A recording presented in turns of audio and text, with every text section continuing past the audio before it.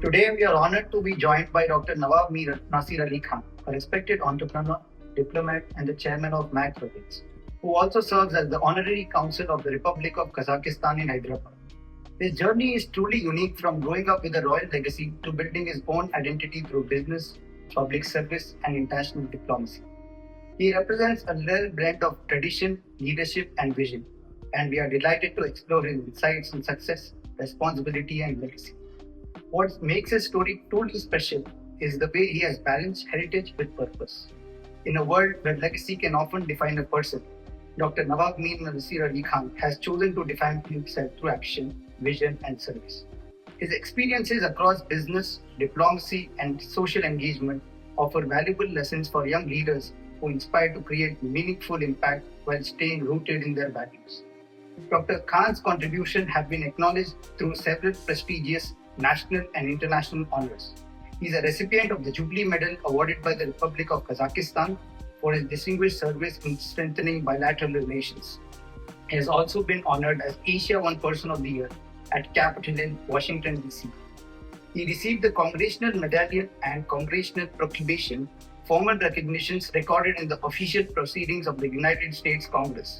In further recognition of his exemplary diplomatic service, he was further conferred the Diplomat of the Year Award 2025 at Capitol Hill, Washington, D.C.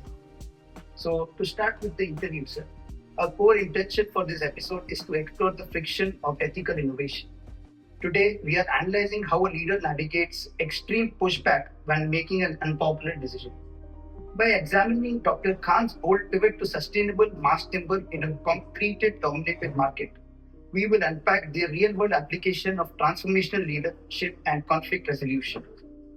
So basically, we wanted to ask your family legacy and how you have evolved in yourself into a good leader. Thank you, sir, for joining us. It's an honor to have all of you. I wish you all the best in your future. You're bright young kids. I'm sure you'll all do well. Make us proud. You are the future for us. And coming back to the subject, I was born in an aristocratic family in Hyderabad, and even after being born in a noble family, those days life was very simple, very different from what is today. We had good, luxurious houses, but it was very simple routine: school, homework, then dinner, then sleep. Not many gadgets. No, only outdoor sport was our thing. I used to play cricket. That was a thing. Today it's a different world, with all gadgets and all the social media. I will not be able to, I'm not going to comment on it, but we had a different, simple life. We're taught to be simple, we are taught to be humble, we were taught to be nice to everybody, especially the underprivileged. We believe that everybody is equal and everybody is important. So that gave me something, humility, and which, helped me in the wrong. I believe that as you rise, you have to be more humble. When you have the power, never misuse the power. Use the power to help people. Never misuse the power to destroy or hurt somebody. So that's what I'm bringing in, and I follow it today. So God has been kind. I've been successful in business. I'm a diplomat now. I work between governments, and I believe that at the end of the day, humility, and like I told you earlier, like discussion, you try to be friends with everybody. It'll be very nice. Don't create enemies. You can't choose your enemies, but you can always choose your friends. And be a good human being. That's what my message to all of you, and that's my background. That's a very great message, sir. Thank you. Basically, we would like to know more about your company MAC projects and how you are going into sustainability and green energy. First, I'd like to talk about my origin MAC projects. We start MAC projects at a clean, green, and healthy living. So it's 100% sustainable, low rise, low density. And when we started, this was a long time back, it was 2006. So we wanted to have, integrate housing with sports. Like I always believe in outdoor activity, sports and recreation. So our first project was, we integrated to cricket is a very popular sport in India. We also have a golf course, but cricket ground is more popular because, cricket is a religion in India. We have two religions, Bollywood and cricket. That's what they say in India. So cricket is and it's very popular. So we integrate with cricket. And then we also have a spa, we have a sauna, we have things like that. People like that concept, but during COVID time, people realized that health is into luxury. It's not the flooring or the roof or thing. So that time people realized that the new luxury is health. So a lot of people work from home, everything was shut. So people realized that low rise, low density healthiness. So that became very, very popular. A lot of people suffered during COVID, airlines, hotels, and some people benefited, and we were one of them because of the concept. So our idea was originally clean, green, healthy living, but health was always important. People realized after COVID. I'm not saying health is important only now. So that's what the concept. That's the reason why we started MAC projects. Understood. So that's a great concept. And actually, a lot of communities these days are focusing on recreational activities, and they want to give the best value that they can provide. For example, my home projects and every other real estate company is focusing here. So now we would like to venture into BTR Greens, your project, which focuses on green energy. See, BTR Greens is a flagship project where I said we have developed housing along with recreation and also along with sports. So that project we have two things. One is the regular homes which we build, and we also have a concept of custom build homes where we will design and build as per the requirement. It's for many reasons. India is a country with old civilization, so people follow different things like Vastu, and that's also according to me is an old science.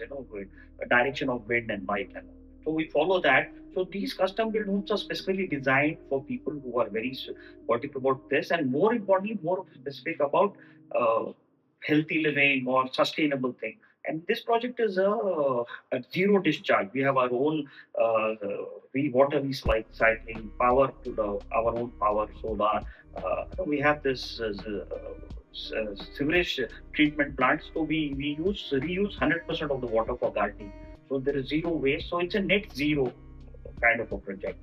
So that's what it is. It's been very popular. I think that's one of the most popular, one of the big projects in India. It's a huge project with 1,000 units, and we house some of the top companies in India, Boeing, Airbus. We also have the CEO of Foxconn, which is one of the largest companies that manufacture iPhones and export from India. So the CEO lives with us. They're very happy. So that kind of a living is becoming very popular. Like you said, many companies are going, but we are not into high-rise buildings. We are only into low-rise, low density. That's the difference between them. And they're also sustainable, but the difference is we are not into high-rise. That's BTR. Understood. So it's a pleasure to be knowing about sustainability project, because the world is also venturing into those, and we have to go towards the SDGs also, as you already mentioned. Dr. Khan, let us transition to pivotal moment in your business career. You made the bold choice to partner with British Columbia to build the Canadian wood villas in Hyderabad. In a real estate market strictly dominated by concrete and steel, this was a highly unconventional and a risky move. Take us back to that time. What was the immediate reaction from your board investors or traditional partners when you proposed the unpopular decision? Way back in 2019 or 2020, we were approached by Forestry Innovation Investment, which is a crown agency of Government of British Columbia, to work with them to build carbon negative. It's not net zero. This is one step ahead, which is carbon negative homes. These are for the first time in India. So if I have to convince somebody, I have to be convinced myself. So I like the idea, I like the concept, because I believe in sustainability. I believe in giving a better world to the next generation. I was very impressed, and I did visit British Columbia and Canada. So I saw some of the projects. Out of this amazing project, they're all carbon negative. They don't use concrete, they don't use steel, they don't use water. It is purely made out of wood, and wood from sustainable forest from British Columbia and Canada. Canada has 10% of wood forest, and they're sustainable forest. When you cut one tree, you have to plant three. So it's called reforestation. We don't do deforestation. Because of this, the forest cover has gone up by 10% because of this exercise. So I was really happy and convinced, and I wanted to do that in India. And I was the first one. So obviously, like you said, I had the first mover disadvantage. So when I came back, I tried to talk to people. There was a lot of resistance to change. It's a price-conscious market. But still, I was convinced because all the big corporations, big companies globally are going towards that. So why should we not do it? Why should we be behind? See, in the United States, Google was one of the big companies who was building their corporate office with the Canadian board and more. Microsoft is building their new coin spares. Walmart in Arkansas. They're all large companies. They're very conscious. I call myself a responsible builder. I'm not saying others are irresponsible, but I call myself, and I am. So that's the reason we want. But there's a lot of resistance to change, and there is lack of awareness. People did not know about this technology concept, and there's not much of support from the government in terms of tax incentives. And I did speak to people. There are people who've been abroad, who lived abroad, who've seen this kind of thing. They were really convinced. But people who didn't know that, there were a lot of resistance. We to overcome this, we had a lot of seminars, a lot of meetings, we call architects, we called people related in the industry. It helped, but still there was lack of awareness in the media and the government. We did meet the government. We said, you're giving incentives to automobiles or manufacturing, who are net zero. You should also give incentive to housing. They said it can't come from an individual. It has come from an organization. And like you said, organizations all building concrete and steel and things like that, they're resistant. I tried to explain to them this is required for a country like India because this carbon negative homes don't use sand. We don't use water because it's a dry construction. And water is the highest used, largest used natural resource in the world. And we have a water shortage in India. People don't have drinking water. People walk while construction, we use a lot of water for curing. So that was one concern I have. I think that's a very serious concern. There are cities where there's water problem. And if you don't have water, like South Africa, you must have read, there's a serious issue of water. The second thing is, in construction, they use sand. Sand is second highest used natural material after water. It's not oil. So again, we don't use sand. So that there are many, many reasons why we wanted to root for a country like India. We've been very successful, I can say, in convincing people and also, but we are not very, right now we're still working with the government to get incentives. The central government can give us some incentive of, GST, which they give to cars. State government can get some incentives of, building permission tax, and they also have municipal tax, which is building tax. The concession, it's not available right now. Probably it will come. We have to work hard on this. But as far as people are concerned, it's become very popular. People understand. People who are conscious about environment are my customers. People who are price conscious, resistant change, it's difficult to convince them. But there are a lot of people like me. I'm not the only one. There are many, many people like me who like to get into this kind of thing. And it's really picking up. Today, even the government is promoting various states like Gujarat, Andhra Pradesh, giving incentives to sustainable buildings, tax holiday, tax incentives. It's happening. It started now. I was the first mover. I started 4 or 5 years ago. Now it's starting in India. I hope it has a bright future. Definitely, sir. It has a bright future, but I have a short follow-up to that. Are these considered green buildings? Yeah. Okay. This is more than a green building. If net zero is a green building, these are carbon negative. See, what happens when you have a carbon negative? You can get carbon credits and you can sell those carbon. There's another incentive, but India is not really matured into that area of carbon markets. We are going towards that, but they are 100% green buildings, and they're one step ahead. We are one step ahead. These are certified by IGBC, basically. Elite certified or certified by? See, there are different agencies. IGBC is an Indian green building, but there are international agencies like LEED, and there are many more. It's certified by. This is certified by agency from Canada. It's a part of it. It's a Canadian product. It was a great learning experience for me to work with the government of British Columbia. They're very supportive.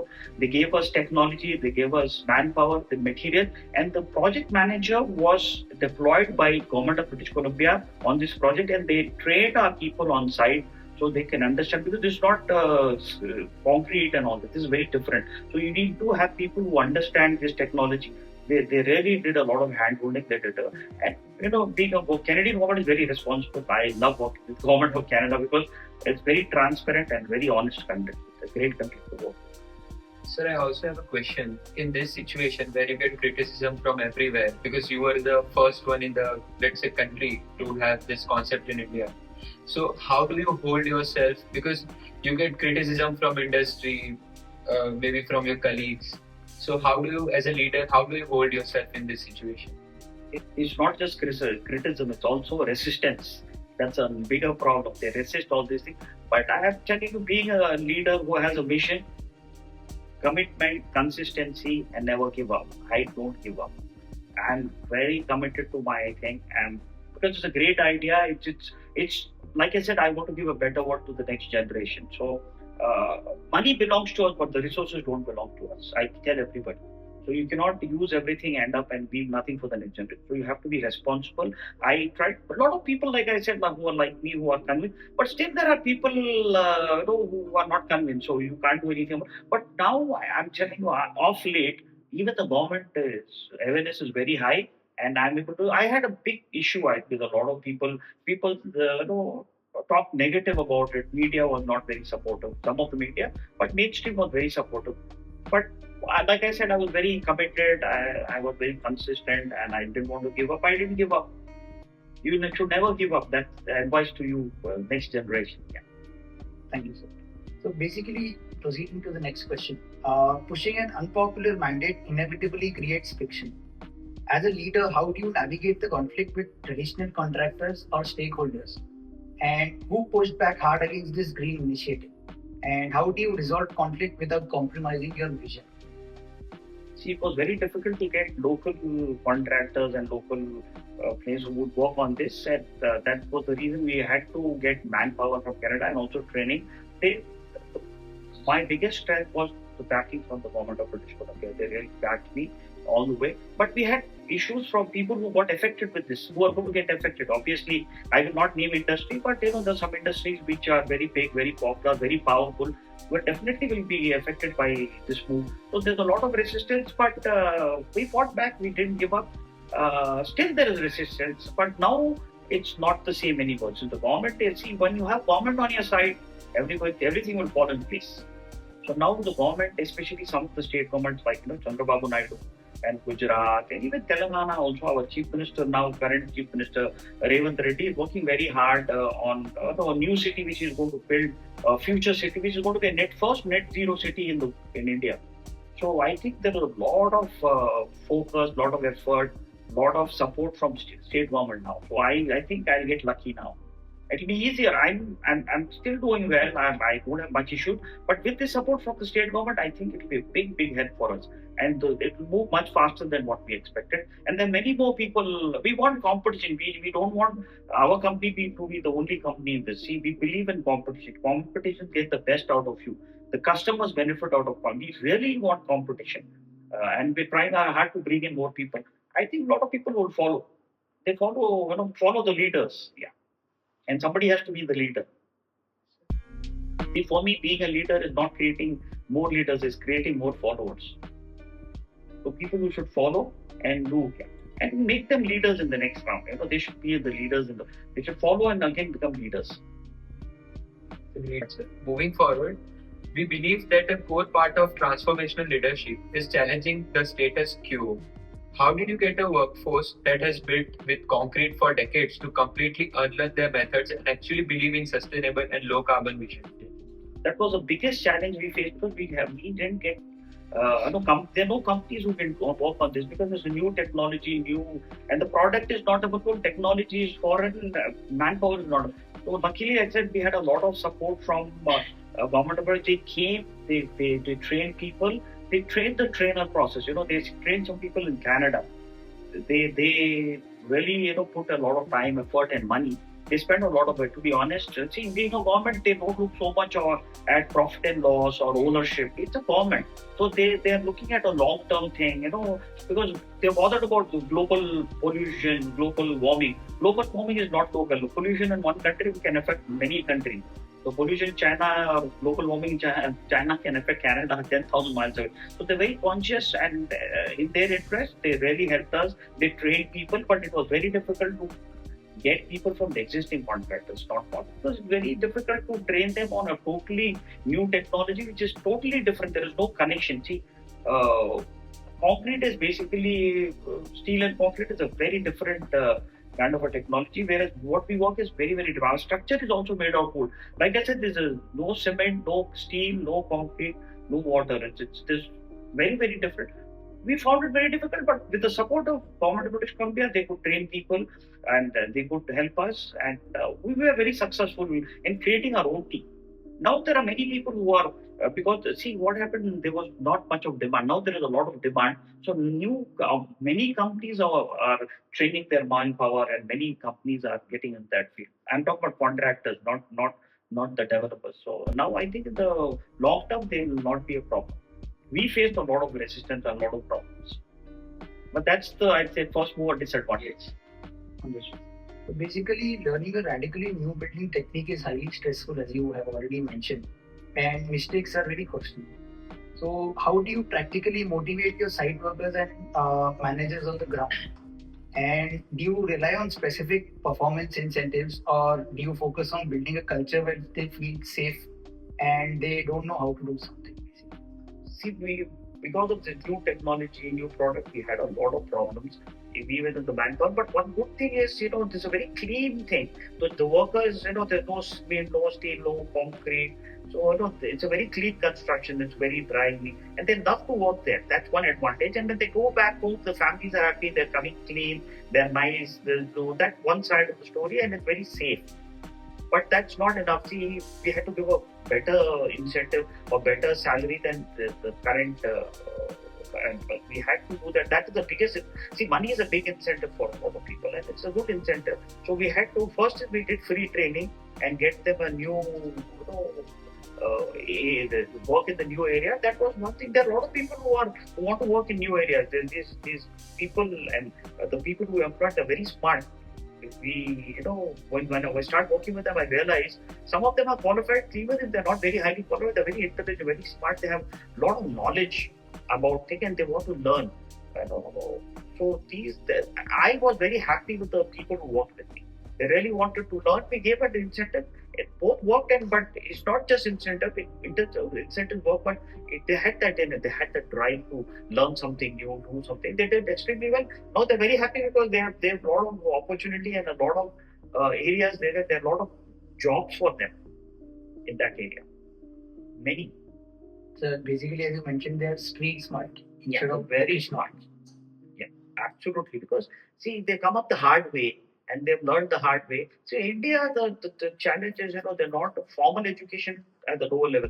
Like you are an MBA graduate, you're formally educated, they're engineers and all that. When you're an electrician, plumber, carpenter, there are not many formal things, and there's no licensing. Like in the West, you need to have a license to be a broker. You need to have a license to be a carpenter.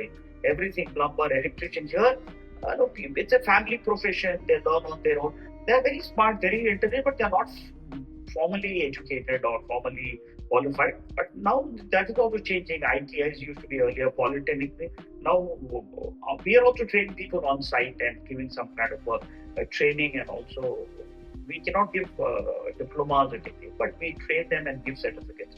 So that's happening. So there's more of formal education coming in the lower level. Looking back at the success of the project, what is the most critical piece of advice for young leaders who know they need to make a highly unpopular, disruptive decision to drive them forward? See, if you want to be successful in life, I'm telling you, there are many things. It takes a lot of things to be successful, but one is very important. Try to be different. Try to do something new. People really appreciate. There's a small numbers, but they really appreciate, and you get a premium. You have to do something different, create a product and value addition. When you do that, and again, the basics of businesses: commitment, consistency, hard work, never give up. But I'm telling you, the most important: try to do something new, something different, something add value, create a brand. You'll be successful. See, you take the example of iPhone. There are many phones that are very similar, but iPhone, why it's so successful? Because it has a brand, it has a product, and they did some value addition. So that's a great product, So to be successful, you have to create a brand, a product, and value addition. And you have to be different also. And people will appreciate, people accept, and you will benefit out of that. Yeah. Moving forward, what is one leadership habit that has helped you to remain consistent over the years? I believe in myself. I don't get distracted with what other people think. Because the problem is, if you meet three people, they'll have four opinions. That's a big challenge. So everybody has a right to their own opinion. So I listen to everybody, but I do what I believe in myself. I believe in myself. I do what I want to do. So, like I said again, I believe in yourself, and I don't give up. So if you have commitment, consistency, believe in yourself, you don't give up. That's the best way to be. I mean, you can fail. I'm not saying success is guaranteed, but at the end of the day, you have to go to the logical conclusion. You have to work hard, and there's no alternative to hard work. Definitely no alternative. So I would like to proceed to an interesting and a fun round, sir, which is the rapid fire round. Obviously, we don't have a hamper like Karan Jafar. I think it's a pleasure and honor to meet all of you. And like I said, you guys are the future of the world, not just India. I think you'll do well. Yeah. So, sir, basically, in this, you have to tell the word that comes to your mind when I say this. First one being leadership, Honesty, legacy, responsibility. pressure, Gets the best out of you. Kazakhstan, Very smart diplomatic team. We have the whole world as our friend. And like I said, you can choose your friends. So we choose the whole world as our friends. success, Hard work. hard work, There's no alternative to hard work. great leader, You should have a vision to excel. your philosophy of life, Be humble, be nice, and as you go higher, I think be more humble. Use, like I said, you should use your influence and power to help people. Never use your influence and power. Use your power, don't use it. That's my message. the last one being Hyderabad. Most happening city in India. Thank you, sir. This was it. We were very happy to meet you and have a podcast with you. We learned a lot from you, being a young generation and the next leader of the country. We would really like to make you as an ideal and work for. Thank you so much. Like I said, I'm happy to meet all of you. I keep on repeating, you're the future. And this India, I think India is on the rise, let me be honest, and there's a lot of opportunity. You see a lot of startups growing, a lot of young billionaires in various things. It doesn't have to be technology. Like I said, I want all of you to excel. Don't be a mediocre. Whatever you do, nothing is right, nothing is wrong. Every profession is good. Like I said, if you want to be an executive, be a CEO for Microsoft or a Google or something. When you want to be a businessman, be a Nairan Murthy or Azim Premji. Or when you want to be a cricketer, be Tendulkar, Dhoni. When you want to be an actor, you be Amitabh or Shah Rukh. So that's what, aim for the sky, aim big.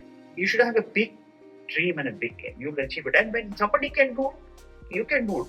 Don't think you can't do it. You can do whatever you want to do. It's all in your mind. If you think you can't do it, if you think you can do it, you can do it. I'm telling you, I've seen many youngsters. I go to many colleges. They're doing extremely well. There's so much of opportunity, and you're very intelligent, very smart. You're going to one of the finest colleges, and I wish you all the best. Thank you, sir. It was a pleasure. Lastly, I would like you to advise the Mahindra University students for the future and for the. A bit simple advice. I just want in few words: commitment, consistency, hard work, and never give up. Believe in yourself. And like I said, when you do a product or a thing, you have to be different. You have to add value. Then I think there's a lot of opportunity. Whenever you do whatever you do, you try to be different and try to add value to that product, which will be useful for the people. Yeah, then you'll go places. Thank you. Thank you, sir.